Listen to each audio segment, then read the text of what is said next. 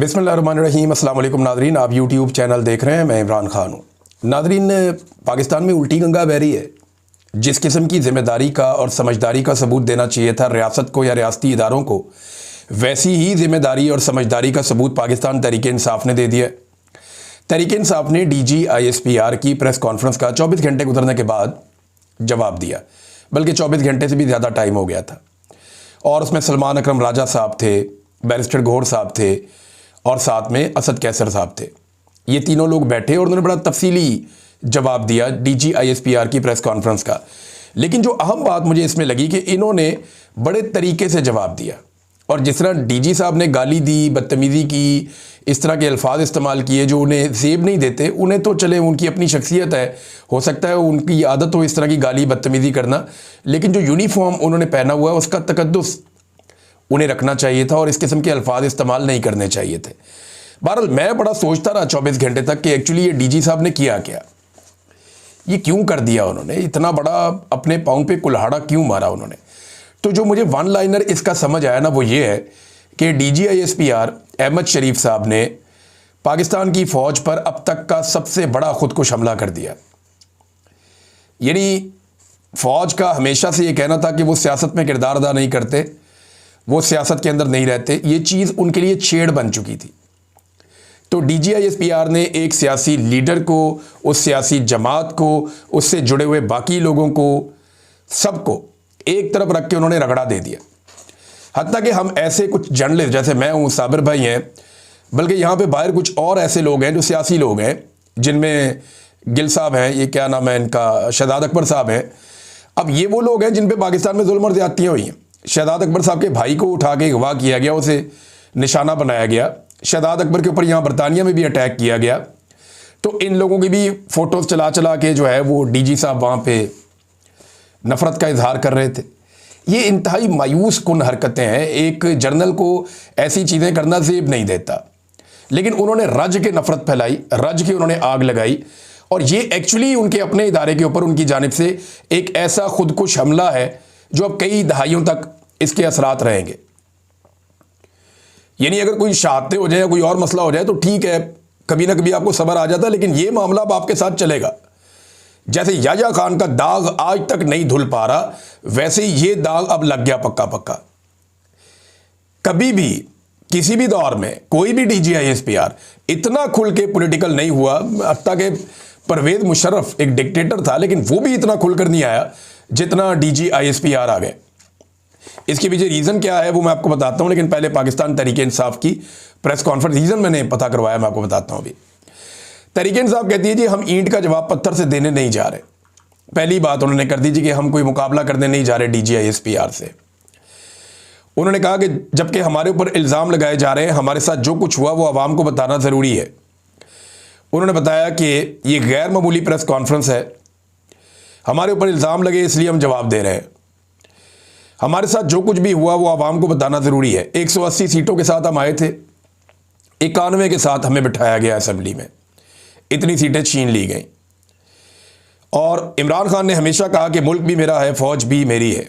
यानी मुल्क भी हमारा है, फ़ौज भी हमारी है। इमरान खान तो हमेशा यही कहता है। और जंग के वक्त हम फ़ौज के साथ खड़े हुए और ये पूरा पाकिस्तान गवाह है। पाकिस्तान की मिलिट्री ने इस बात का शुक्रिया अदा किया था पाकिस्तान तहरीक इंसाफ के सोशल मीडिया का भी, कि आप पूरी ताकत से जंग के दौरान पाकिस्तान के साथ खड़े हुए इंडिया के खिलाफ। और खड़े उन्होंने पाकिस्तान के साथ ही होना था, पाकिस्तान के मालिक है वो। फ़ौज तो सिर्फ मुलाजिम है, मालिक तो पाकिस्तान के वो लोग हैं जो पाकिस्तान के साथ खड़े हुए। तो अब ये बयानिया दोबारा बनाना शुरू कर दिया, जनाब ये जंग के दौरान इंडिया के साथ खड़े हो गए थे। कब खड़ा हुआ था कोई भाई? कोई भी इंडिया के साथ खड़ा नहीं हुआ, सारे के सारे लोग पाकिस्तान के साथ खड़े हुए थे। कहते जी इमरान खान ने स्टेटमेंट नहीं दिया था। वो भाई इमरान खान का स्टेटमेंट आ गया था, नवाज शरीफ का स्टेटमेंट नहीं आया था जंग के दौरान। और बाद में इनको शर्मिंदा होकर कहना पड़ा कि नवाज शरीफ ने जंग को डिज़ाइन किया था बैठकर, पता नहीं उसने प्लान किया था कहीं पे बैठ के। बाद में ऐसी चीज़ें करके तो ये गोंगलुओं से मट्टी झाड़ रहे थे। उन्होंने कहा कि हम ये सब कुछ इसलिए समझ रहे थे कि हमने पूरा साथ दिया कि बाद में हालात बेहतर हो जाएंगे, शायद चीज़ें बेहतरी की तरफ जाएंगी। फिर उन्होंने कहा बहुत अफसोस हुआ जो प्रेस कॉन्फ्रेंस की गई, जो अल्फाज इस्तेमाल किए गए वो नामुनासिब थे। और ये वादे हम करना चाह रहे हैं कि शायद लोग लड़वाना चाह रहे हैं, अपनी अना को जाने देना होगा, एक दूसरे को स्पेस देना होगी। मुलाकात हो नहीं रही और मुकदमात नहीं लग रहे। फिर कायद-ए-आज़म मोहम्मद अली जिन्ना की उन्होंने मिसाल दी कि कायद-ए-आज़म ने अस्करी क़यादत को हमेशा कहा कि आप सियासत में शरीक नहीं होंगे। कायद-ए-आज़म ने बार बार कहा, लेकिन उसके बावजूद सुनते नहीं है। अभी पाकिस्तान तहरीक-ए-इंसाफ ने एक रिटायर ब्रिगेडियर है, 97 साल उनकी उम्र है, 97 ईयर्स ओल्ड, उनका एक स्टेटमेंट जारी किया है। ये कायद-ए-आज़म मोहम्मद अली जिन्ना की बात नहीं सुनी तो रिटायर ब्रिगेडियर की क्या बात सुनेंगे। मियाँ मोहम्मद अहमद साहब, ये first PMA long course, first PMA के है, इतना पुराना फौजी ऑफिसर। उन्होंने कहा पता नहीं मेरी कितनी ज़िंदगी है, लेकिन मैं अपने इदारे से कहता हूँ कि आइन का एहतराम करें, लोगों की राय का एहतराम करें, अपने हलफ के मुताबिक अपनी ड्यूटी करें। वो समझा रहे हैं फ़ौज को, लेकिन कायद-ए-आज़म की बात नहीं सुनी। तो ये जो लोग अपने इक़्तिदार की हवस में अंधे होते जा रहे हैं, ये अपने सीनियर्स की बात क्या सुनेंगे। फिर काफ़ी सारे गिले शिकवे भी किए। जो वज़ीर आला खैबर पख्तूनख्वा के लिए लफ्ज़ इस्तेमाल किया गया, कुत्ता कहा गया उन्हें, उस पर उन्होंने बहुत अफसोस का इजहार किया और इसके ऊपर तो बाकायदा माफ़ी का मुतालबा भी किया कि ये अल्फाज वापस लें DGI SPR, और इसके ऊपर उन्हें शर्मिंदगी होनी चाहिए, उन्हें ये अल्फाज वापस लेने चाहिए। प्रेस कॉन्फ्रेंस तो आप लोगों ने सुन ली होगी, चीज़ें आपके सामने आ गई होगी। अब दो चीज़ें मैं आपको बताता हूँ। एक तो इमरान खान साहब का स्टेट ऑफ माइंड बाहर बैठे हुए लोगों से कैसे मुख्तलिफ है। ये बात जब तक आप नहीं समझेंगे ना, आपको समझ ही नहीं आएगी ये हो क्या रहा है। देखिए, बाहर बैठे हुए लोग नॉर्मल हालात में इमरान खान साहब को गुज़िश्ता 3.5 साल से एक जंग जैसी कैफियत में रखा गया है, और इस मुल्क की रियासत ने और इसके इदारों ने मिलकर इमरान खान साहब को मैदान जंग में रखा हुआ है। एक ऐसी जंग में जिसके कोई उसूल भी नहीं है, ख़वातीन को मारो, बच्चों को मारो, कोई कानून कोई कायदा इस जंग का नहीं है, एक तरफा कार्रवाई हो रही है। तो ऐसे में इमरान खान का रद्द-ए-अमल फितरी है। जब आप जाकर उसको बताएंगे उसकी बहनों को मार रहे हैं, कुट रहे हैं, जलील कर रहे हैं, उठाकर ले जाते हैं, बालों से पकड़ के घसीटते हैं, और बीवी को जेल के अंदर रखा हुआ है, इद्दत जैसा घटिया केसेस करके टीवी चैनल्स के ऊपर उसकी अजीब अजीब चीज़ें डिस्कस की जाती हैं, तो ऐसा आदमी किस तरह का रद्द-ए-अमल देगा? क्या ऐसा आदमी नॉर्मल रद्द-ए-अमल दे सकता है? सवाल ही पैदा नहीं होता। इतने बड़े आदमी को, जिसको दुनिया में सब जानते हैं, पाकिस्तान का इस वक्त सबसे बड़ा आदमी है इमरान खान। पूरी दुनिया में पाकिस्तान का अगर कोई एक ब्रांड आप ढूंढ के निकाले तो इस रीजन का सबसे बड़ा ब्रांड है इमरान खान। सिर्फ पाकिस्तान की बात नहीं कर रहा, पूरे रीजन की बात कर रहा हूं। इतना बड़ा ब्रांड कोई नहीं है। इंडिया के बड़े बड़े ब्रांड जब इमरान खान के सामने खड़े होते थे तो वो पानी भरते थे। ये इमरान खान है, इतना बड़ा ब्रांड है। अब इतने बड़े ब्रांड को आप एक जेल की काल कोठरी में डाल के उसकी फैमिली को मारें, उसकी बहनों को मारें, उसके रिश्तेदारों के ऊपर टॉर्चर करें, उसकी बीवी को जलील करें, तो ऐसी सूरत हाल में आप उससे नॉर्मल रिएक्शन की तवक्को कैसे कर सकते हैं?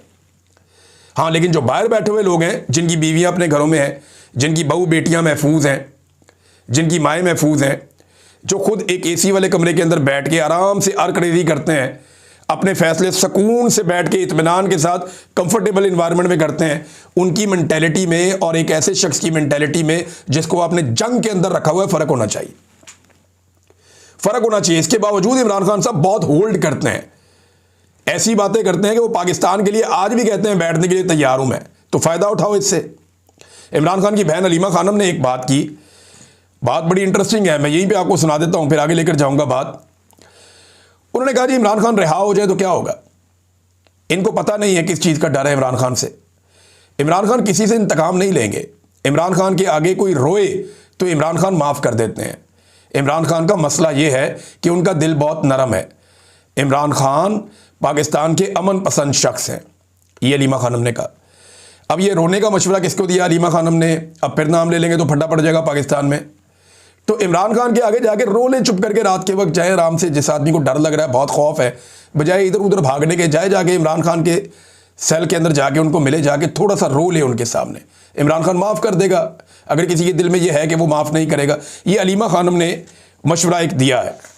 ये हो क्यों रहा है? ये DGI SPR की प्रेस कॉन्फ्रेंस, इसके बाद चढ़ाई कर दी गई। पंजाब में कहते हैं कोई क्रैकडाउन भी शुरू किया है और लोगों की पकड़ दकड़, PTI के लोगों के नाम उठा के डाल दिए इन्होंने उसके अंदर, ECL के अंदर बहुत बड़ी तादाद में सबके नाम उठा के ECL में डाल दिए कि जनाब हम इनको पाकिस्तान से बाहर नहीं जाने देंगे।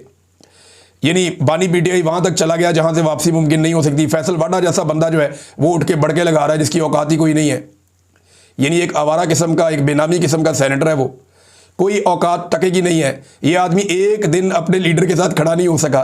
पहले जब इसने इमरान खान को छोड़ा तो ये कहता था मैं उसके भले के लिए छोड़ रहा हूं, मैं भला करना चाह रहा हूं। पहले खुफिया वारदातें डालता था, फिर ये अरशद शरीफ का वो बन गया वारिस।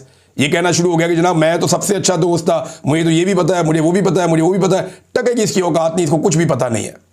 बेशरम आदमी को कुछ पता नहीं है, इसकी टके की औकात नहीं है इस आदमी की, जो इसके हालात हैं बेचारे। अब ये धमकियां लगाने की ड्यूटी इसकी लगाई हुई है। भाई धमकी वो लगाए जिसके अंदर थोड़ी सी भी जरूरत हो। एक दिन तू खड़ा नहीं हो सका अपने लीडर के सामने जिसने तुझे इज्जत दी, जिसने तुझे नाम दिया, जिसने तुझे मुकाम दिया, जिसकी वजह से लोग तुझे जानते हैं, जिसको तू अपना बाप कहता था। एक दिन खड़ा नहीं हो पाया, एक दिन ये आदमी खड़ा नहीं हो पाया। अंदाजा करें आप इस बंदे का। और अब जनाब ये बंदा कहता है जी कि इमरान खान वहां चला गया जहां से वापसी नहीं हो सकती। इमरान खान तुम्हें यहां से भी वापस होकर दिखाएगा। जितने एस्टीमेट आज तक लगाए, ये टाउट ये वही है ना जो कह रहा था कि कभी भी खैबर पख्तूनख्वा में हुकूमत नहीं बनेगी। ये कह रहा था कि 10-12 सीटें और पीटीआई इतनी जीतेगी। पीटीआई ने 2/3 अक्सरियत ली पाकिस्तान में। इनके सारे अंदाजे तखमीने। अच्छा मैं आपको एक चीज़ बताऊं, जो बात ये एस्टेब्लिशमेंट जो काम करने जा रही होती है ना, वो खबर ये बिल्कुल ठीक देते हैं टाउट्स कि फौज ये कर देगी, वो कर देते हैं, क्योंकि फौज इनको बताती है हम ये करने जा रहे हैं। लेकिन अवाम के बारे में इनकी सारी तवक्कुआत, सारे अंदाजे और सारी खबरें हमेशा गलत साबित होती हैं। ये कहते हैं इतनी सीटें नहीं वो निकाल के दिखा देता है। ये कहते हैं ये बुरी तरह हार जाएगा, वो जीत के दिखा देता है। ये कहते हैं केपी में कभी भी हुकूमत नहीं बनेगी, वो बना के दिखा देता है। तो अवाम के बारे में इनके अंदाजे तखमीने हमेशा गलत साबित होते हैं। अभी एक नई ड्यूटी इन लोगों की लगी हुई है, वो ये लगी हुई है कि किसी तरह ये साबित करो कि पीटीआई के लोग बहुत डर गए हैं डीजी आईएसपीआर की प्रेस कॉन्फ्रेंस के बाद। और जनाब वो लोग जो है वो मिन्नत तरला करते फिर रहे हैं, ऑफ द रिकॉर्ड राब्ते कर रहे हैं, हम उनका नाम नहीं लेना चाहते, लेकिन बहुत सारे लोग हमारे राब्ते में आ गए। यार अगर इतनी तुम्हारी औकात है और तुम्हारे राब्ते में आ गए तो खैबर पख्तूनख्वा की हुकूमत बदल दो, रिजीम चेंज कर दो वहां पे। इनके पास आज बंदे पूरे होना तो ये सुबह खैबर पख्तूनख्वा के अंदर तहरीक अदम एतमाद करवा के ये रिजीम चेंज कर दे, क्योंकि खैबर पख्तूनख्वा में पॉलिटिकल पार्टी की हुकूमत नहीं है। वो सारों को आज़ाद छोड़ा हुआ इलेक्शन कमीशन ने, लेकिन वो सारे इमरान खान के साथ वफादारी के साथ खड़े हैं। अगर ये वहां से बंदे तोड़ के तब्दील करवा सकते हैं हुकूमत, तो करवा के देख लें। एक भी बंदा ये अब तक तोड़ नहीं पाए और ये कहते हैं जनाब बंदे हमने तोड़ लिए 24 घंटे में डीजी आईएसपीआर की धमकियों से। और भाई ये बंदे 26 नवंबर के कत्लेआम से नहीं टूटे। ये बंदे 9 मई के बाद आपने 36,000 पाकिस्तानियों को गिरफ्तार किया। आज पीटीआई ने बताया 64,000 पाकिस्तानियों पे मुकदमात किए गए, 36,000 पाकिस्तानियों को गिरफ्तार किया गया जो पीटीआई के हैं सिर्फ 9 मई के बाद। तब तो कोई नहीं टूटा। और ये नहीं टूटने बंदे, ये पुट्ठे लमक जाओ सीधे लमक जाओ, ये सिर्फ एक बारीक वारदात डालने के लिए इन बंदों को आगे किया जा रहा है। प्रॉब्लम क्या है ये जरा समझे आप। प्रॉब्लम ये है कि आसिम मुनीर ने एक नया दौर उन्होंने शुरू किया। एक नए 5 साल आसिम मुनीर साहब को मिले हैं। अब वो बतौर फील्ड मार्शल अपने 5 साल गुजारना चाहते हैं, लेकिन पिछले 3 साल जो उनके गुजरे पाकिस्तान के अंदर वो बेहतरीन पैसा इस्तेमाल किया गया, इश्तिहारी मुहिम चलाई गई, बड़ी ज़बरदस्त ब्रांडिंग की गई, लेकिन उसके बावजूद बात बनी नहीं। तो अब वो ये चाहते हैं कि जो तनकीद करने वाले लोग हैं वो चुप हो जाएं। बहुत सारे लोगों को डराया धमकाया जा रहा है, बहुत सारे लोगों को ये कहा जा रहा है चुप के ले जाएंगे, ये कर देंगे, वो कर देंगे। भाई जो मर्जी करो, इससे पहले भी करके देख लिए, चुप के भी देख लिया, अगवा भी करके देख लिया, बंदा भी हमारा एक मार दिया, शहीद अरशद शरीफ को शहीद कर दिया, वो चुप हो गया, आज भी उसकी आवाज़ गूंज रही है। मुझे जबरी तौर पर लापता करके 5 महीने मारते रहे हो, मैं चुप हो गया, जैसे ही मुझे अल्लाह ने आवाज़ दी मैं फिर शुरू हो गया और वही काम कर रहा हूँ जो पहले कर रहा था। यहां बहुत सारे लोग बैठे हुए हैं, इनको इतनी धमकियां दी, इनके घर वालों को तंग किया, परेशान किया, ये लोग चुप हो गए? नहीं चुप हुए। सारे लोग अपना अपना काम कर रहे हैं। ये ऐसे होना नहीं है, लोग अब डरते नहीं है। बहरहाल ये अब कोशिश ये की जा रही है, नया दौर है, जरा एक डर फैलाया जाए और इमरान खान साहब का जो ट्वीट है उसको डिसओन करवाया जाए पाकिस्तान तहरीक इंसाफ के लोगों से। मिशन ये है कि तहरीक इंसाफ के लोग कहें कि जी इमरान खान साहब का जो ट्वीट है ना उसको हम डिसओन करते हैं, वो ठीक नहीं है, हम उसको रीट्वीट नहीं करेंगे। मामला इस लेवल तक नहीं जाना चाहिए। मामला शुरू किसने किया पहले ये बताओ। इमरान खान की बीवी को किसने गिरफ्तार किया? उसकी बहनों को किसने सड़क पे घसीटा? उसकी बहनों को बार बार गिरफ्तार किसने किया? इद्दत जैसा घटिया तरीन केस किसने बनाया? उसके ऊपर 300 के करीब मुकदमा, 200 या 300 कितने मुकदमा था, ये किसने बनाया उसके ऊपर? ये जो तज़हीक की गई भाई, शुरुआत किसने की है? कैदे तन्हाई में इमरान खान को किसने डाला? बार बार उसको कैदे तन्हाई में डालकर अज़ियत किसने दी है? भाई जो शुरू करता है उसी को ख़त्म करना होगा ना। ये वन साइडेड तो नहीं हो सकता कि भाई हम मारना चाहते हैं लेकिन आगे से आपकी आवाज़ ना आए, आपने चीखना नहीं है। फिलहाल जनाब अब ये इस बयानिए के ज़रिए से जो अब बनाया गया है, एक खौफ फैला के लोगों को चुप करवाना चाहते हैं। और इमरान खान साहब और उनके फॉलोअर्स देखें ना, एक पैरेलल एस्टेब्लिशमेंट बन चुके हैं। एक पैरेलल एस्टेब्लिशमेंट भी है, जैसे पाकिस्तान में एक एस्टेब्लिशमेंट है, इसके साथ एक दूसरी एस्टेब्लिशमेंट भी है, वो इमरान खान और उसके फॉलोअर्स हैं। अब इमरान खान को छोड़ के जाना खाला जी का वाड़ा नहीं है। जो बंदा छोड़ के जाएगा वो अपनी और अपने ख़ानदान की सियासत तबाह कर देगा, और लोग उसके लिए कोई गुंजाइश नहीं छोड़ेंगे। बड़े किस्मत वाले वो लोग हैं जो वापस इमरान खान साहब से आकर मिल जाएंगे या मिलेंगे, क्योंकि अगर किसी को फार्म 45 वाली कामयाबी चाहिए तो उसको इमरान खान के कैंप में आना पड़ेगा। जाली फार्म 47 जो है वो महदूद तादाद में थे, अब जितनी तादाद में वो थे उतने बंदे उन्होंने ले लिए। इससे ज़्यादा बंदों को तो एडजस्ट कर नहीं सकते, तो किस किस को क्या क्या बांटेंगे, कौमी खजाना भी ख़त्म हो रहा है। लिहाजा इमरान खान को छोड़ के जाना इतना आसान नहीं है, मुमकिन नहीं है। नून लीग और पीपल्स पार्टी ने इसे एक मौके तौर पे लिया है कि जनाब ये मौका मिल गया, पीटीआई को फौजी ताकत इस्तेमाल करके मजीद एक दफ़ा कुचल देते हैं। इन्होंने ये सोचा, मिसाल के तौर पे फैसल वाडा की मैंने को बात बताई, फिर फ़ौज पर तनकीद हमने भी की लेकिन कभी रेड लाइन क्रॉस नहीं की है। वो ख्वाजा आसिफ कह रहा है जो कहता था कि कौम की हड्डियों से गोश्त और खून निचोड़ लिया फ़ौज ने, ये ख्वाजा आसिफ कहता था। ये कहता था फ़ौज आज तक कोई भी जंग नहीं जीती, ना 71, ना 65, ना कोई और जंग। फ़ौज हमेशा जंगें हारी है। कोई बताओ कौन सी जगह फ़ौज ने फतह की, ये वो कहता था। ये वो नवाज शरीफ इसका लीडर है जो कहता था कि टॉम हॉक पता नहीं कौन सा वो हमारे पाकिस्तान में आकर गिरे मिसाइल और हमने उनकी जो रिवर्स इंजीनियरिंग कर दी। ये वहाँ जाके पोल खोल रहा था बरतानिया में पाकिस्तान के, कहते जी हमने कभी रेड लाइन क्रॉस नहीं की। नवाज शरीफ के, मरीम नवाज के, ख्वाजे के, इन सारों के स्टेटमेंट उठा उठा के लोगों ने धड़ लगाए हुए हैं और लोग बता रहे हैं कि जनाब ये तो सारे स्टेटमेंट आपने दिए हुए हैं। वो इमरान खान कहता है फ़ौज भी मेरी है, मुल्क भी मेरा है। वो फ़ौज पे तनकीद नहीं करता, फ़ौज को बुरा नहीं कहता। इमरान खान ये कहता है कि फ़ौज का गलत इस्तेमाल ना किया जाए। ये पाकिस्तानियों का इदारा है, पाकिस्तानियों ने इसको बनाया है, पाकिस्तानी इसको अपना खून पसीने की कमाई से अपना पेट काट के इस इदारे को पालते हैं अपनी हिफाजत के लिए। तो इस इदारे को पाकिस्तानियों की मंशा के खिलाफ अपने ज़ाती फ़ायदे के लिए चंद लोग या जर्नैल इस्तेमाल ना करें, ये इमरान खान का मौक़िफ़ है। वो मिलिट्री एस्टेब्लिशमेंट की पॉलिसी के खिलाफ है। नवाज शरीफ भी जब खिलाफ था तो मिलिट्री एस्टेब्लिशमेंट की पॉलिसी के खिलाफ था। बेनज़ीर भी जब खिलाफ थी तो मिलिट्री एस्टेब्लिशमेंट की पॉलिसी के खिलाफ थी। जरदारी भी मिलिट्री एस्टेब्लिशमेंट की पॉलिसी के खिलाफ था। इनमें से कोई भी लीडर फौज के खिलाफ नहीं था कि जनाब बतौर इदारा फौज ही खत्म कर दो। ऐसा नॉर्मली नहीं होता। हमें पता है कि पाकिस्तान के दिफा के लिए एक हमें मुतवाज़न फौज चाहिए, एक मुसल्ला फौज ऐसी चाहिए जो पाकिस्तान की हिफाजत करे।